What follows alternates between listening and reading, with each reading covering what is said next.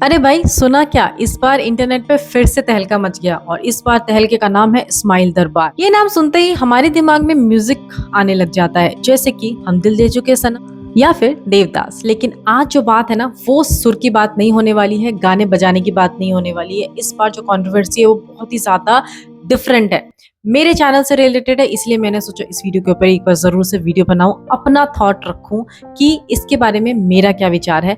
And इसके साथ साथ आप लोग भी कमेंट करके बता आपका क्या थॉट प्रोसेस है इसके बारे में, क्योंकि हाल ही में उन्होंने एक जो ऐसा बयान दिया है, ऐसा स्टेटमेंट दिया है जो हर किसी को सोचने पे एक बार तो जरूर मजबूर कर देता है, जिसमें उन्होंने ये कहा कि उनकी डॉटर इन लॉ जो है गौहर खान, उसको काम करने देना है या नहीं देना है ये डिसाइड करने वाला होगा उनका बेटा, मतलब उसका हस्बैंड।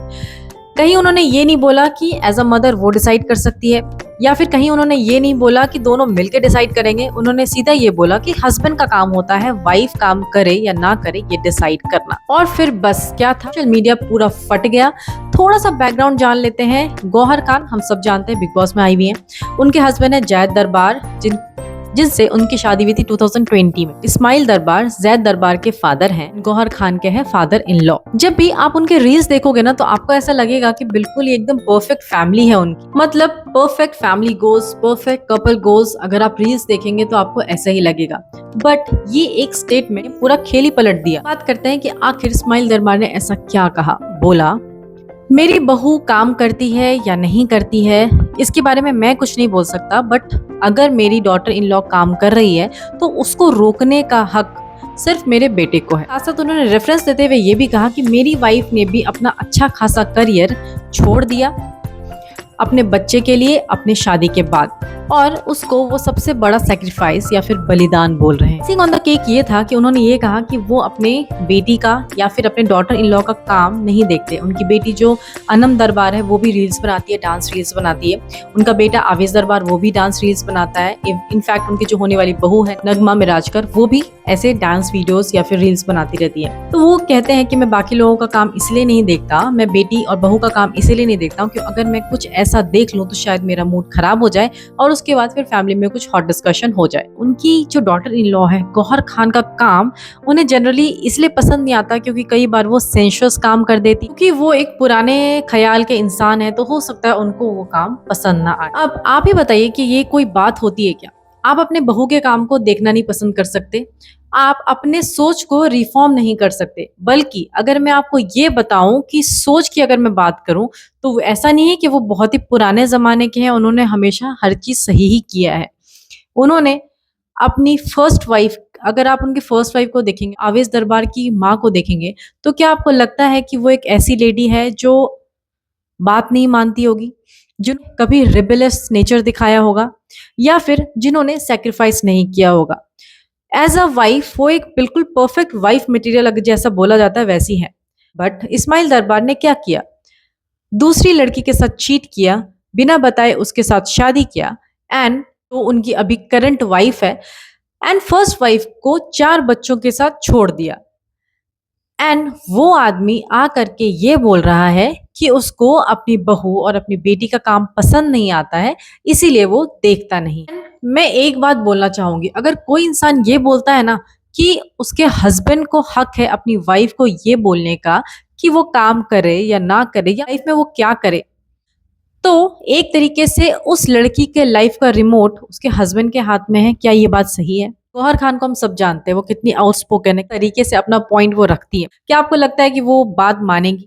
एंड क्या आपको ये नहीं लगता कि ये जो पैट्रियार्की सिस्टम है इसका जड़ यही है कि लोग तरह के सोच को अभी तक अपने दिमाग में बिठाकर रखे हुए हैं? आदर्श माँ, आदर्श वाइफ वो होती है जो अपने सपने को हटा करके साइड रख दे और अपनी पूरी लाइफ अपने बच्चे और अपने हस्बैंड के लिए सैक्रिफाइस कर दे। तो उसकी फर्स्ट वाइफ ने किया होगा, पर उसको अल्टीमेटली क्या मिला? अपने हस्बैंड से धोखा। आइडियल वाइफ का कंसेप्ट है, जनरली आपको यही सुनने को मिलेगा, आइडियल वाइफ या फिर आइडियल माँ वो होती है जो अपने सपनों को छोड़ दे, अपने काम को छोड़ दे, या फिर काम भी करे तो बहुत सोच समझ के काम करे, बिल्कुल अपने मर्यादा, अपने लिमिट को ध्यान में रखते हुए काम करे, साथ के साथ अपने घर को भी संभाले। सुनने में ये बड़ा संस्कारी चीज लगता है, पर ये एक तरीका होता है सामने वाले इंसान को गिल्ट कराने का, सामने वाले इंसान को गिल्ट फील कराने का कि सैक्रिफाइस तब तक सुंदर नहीं होता जब तक वो अपनी मर्जी से ना किया गया हो। क्योंकि अगर कोई खुद डिसाइड करे कि उसे अपना काम छोड़ करके अपने घर को संभालना है, जैसे कि उसकी सेकंड वाइफ ने किया, अपने काम को छोड़ा। उन्होंने कहा कि मेरी सेकंड वाइफ ने शादी के बाद अपना काम छोड़ा, उसे अच्छे-अच्छे ऑफर्स आते थे, तब भी उसने काम नहीं किया। बच्चे होने के बाद भी उसने अपने काम को रीजॉइन नहीं किया। जब इस्माइल दरबार का बैड फेस चल रहा था, उस समय भी उसने काम नहीं किया, तो वो उसकी मर्जी है। उसको रिस्पेक्ट करना हमारा काम है। बट किसी को ज़बरदस्ती ये कराना कि तुम ऐसे बनो, तुम उसका एग्ज़ाम्पल दे करके उसको बार-बार ये बताओ कि ये आइडियल है एंड तुम नहीं। तो ये एक तरीके का एक्सप्लॉइटेशन है किसी लड़की के लिए। आजकल का ज़माना है, इतना फ़ास्ट फॉरवर्ड है कि किसी की सोच इतनी आसानी से छुप नहीं सकती। एक इंटरव्यू हुआ, उस इंसान का सोच पूरी दुनिया के सामने आ गया। आते ही पूरे लोगों का रिएक्शन चालू हो गया। लोगों ने ट्विटर पे मैसेजेस करना शुरू कर दिया, कमेंट करना शुरू कर दिया कि हस्बैंड क्यों डिसाइड करेगा। हस्बैंड ने, ज़ैद दरबार ने अभी तक कुछ नहीं बोला क्योंकि उसको अपने फैमिली डायनेमिक्स को खराब नहीं करना होगा।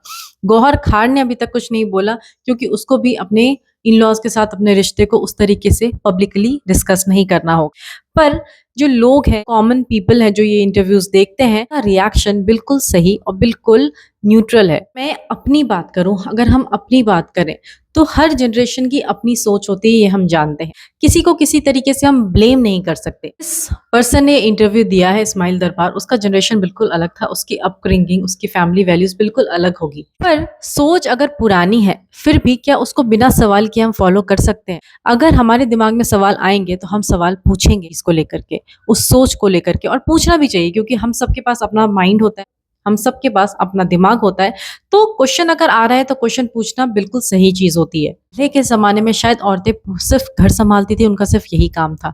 बट आजकल के ज़माने में लेडीज़ या महिलाएँ घर भी सँभाल रही हैं, पूरा सिस्टम भी सँभाल रही हैं। कोई डॉक्टर है, कोई इंजीनियर है, कोई पायलट है। ऐसा कोई डिस्क्रिमिनेशन शायद ही किसी फ़ील्ड में रह गया होगा कि मेल एंड फीमेल में डिस्क्रिमिनेशन होता है।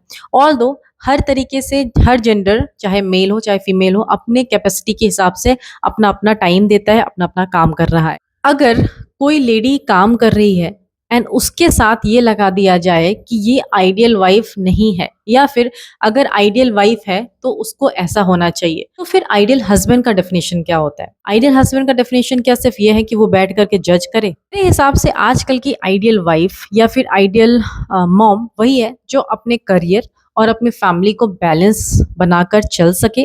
क्योंकि डेफ़िनेटली आप करियर के लिए अपने फैमिली को नहीं छोड़ सकते, अपनी फैमिली के लिए अपने करियर को नहीं छोड़ सकते। ये आपके ऊपर डिपेंड करता है कि आप कौन से स्टेज में हैं, कितना टाइम आपको अभी करियर पे देना है, कितना टाइम अपने घर पे देना है। हो सकता है किसी का बच्चा छोटा है तो उसको घर पे ज़्यादा टाइम देना पड़ता है, करियर में वो थोड़ा-सा फ़ोकस नहीं कर पाएगी। एक पॉइंट के बाद जब उसका बच्चा बड़ा हो जाएगा तो वो अपने करियर को ज़्यादा टाइम देगी और अपने बच्चों को उसको उतना टाइम देने की ज़रूरत नहीं है। तो ये एक लेडी को डिसाइड करना होता है। ये पूरा हक उस लेडी का होता है कि वो डिसाइड करे कि वो कितना टाइम अपने करियर को दे, वो कितना टाइम अपनी फैमिली को दे। क्योंकि उसके अंदर भी अपना सेंस ऑफ अथॉरिटी है, उसके अंदर भी सेंस ऑफ नॉलेज है कि उसके लिए और उसकी फैमिली के लिए क्या चीज़ सही है। एक मदर से ज़्यादा कोई नहीं जान सकता कि उसके बच्चे के लिए क्या चीज़ सही है। इसीलिए अपने फैसले खुद लेना चाहिए। गिल्ट से अपनी लाइफ को जीने से बेटर है कि अपने चॉइस से अपनी लाइफ को जियो। एंड एक रिलेशन तभी चलता है जब दोनों तरफ से रिस्पेक्ट मिले। अगर सिर्फ एक तरफ रिस्पेक्ट है, दूसरी तरफ रिस्पेक्ट नहीं है, तो ये जो फैमिली सिस्टम है ना, ये सिर्फ एक रूल बुक की तरह चलती रहती है। टाइम कोई अगर आइडियल वाइफ के बारे में बात करे ना, तो उससे आइडियल हस्बैंड का भी सिलेबस एक बार ज़रूर पूछ लेना। एंड अगर आपको ये वीडियो अच्छी लगे तो लाइक करो, शेयर करो और कमेंट करके मुझे बताओ आपका इस सारे कंट्रोवर्सी में क्या टेक है, आप क्या बोलना चाहेंगे, मुझे कमेंट में ज़रूर लिख के एंड वीडियो अगर अच्छी लगे तो लाइक कर दीजिएगा, चैनल को सब्सक्राइब कर दीजिएगा। Thank you so much for watching this video.